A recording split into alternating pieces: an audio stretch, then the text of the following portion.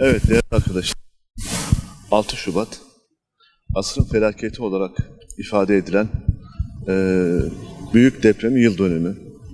2 yıl evvel 11 ilimizi etkileyen büyük bir deprem yaşadık.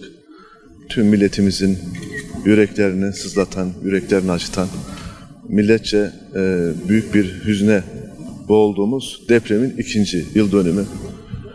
Bugün vesilesiyle depremde vefat eden tüm vatandaşlarımıza, kardeşlerimize Rabbimden rahmet diliyorum.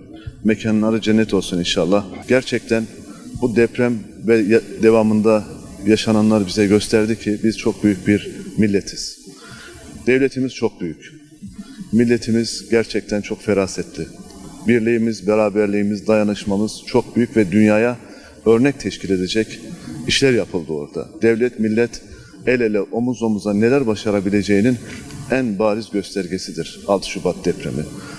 Sayın Cumhurbaşkanımız liderliğinde tüm bakanlarımız, kamu kurumlarımız gerçekten deprem bölgesine bizzat gelerek, süreci koordine ederek, devletimizin tüm imkanlarını seferber ederek arama kurtarma çalışmalarından çadırların tedarikine, yemek, iaşe imkanlarından kalıcı konutlara kadar olan süreci gerçekten devletimiz, milletimizle birlikte hem çok hızlı bir şekilde yürüttü hem de gerçekten kaliteli bir şekilde vatandaşlarımızın mağdur olmayacağı şekilde elhamdülillah gelinen nokta milletimiz ve devletimiz için önemlidir.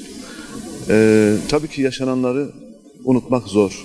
Büyük acılar yaşandı. Yakınlarını kaybedenler var halen. Ben bugün buradan görev yaptığım Türkoğlu ilçesinde bulunan vatandaşlarımıza, kardeşlerimize selamlarımı, saygılarımı iletiyorum. Başsağlığı diliyorum. Yine bu depremde etkilenen tüm illerimize, tüm vatandaşlarımıza geçmiş olsun dileklerimi iletiyorum. Rabbim vefat eden vatandaşlarımıza, kardeşlerimize rahmet eylesin. Yakınlarına, tüm milletimize başsağlığı diliyorum. Cenab-ı Allah bir daha böyle afetleri ülkemize, milletimize yaşatmasın inşallah.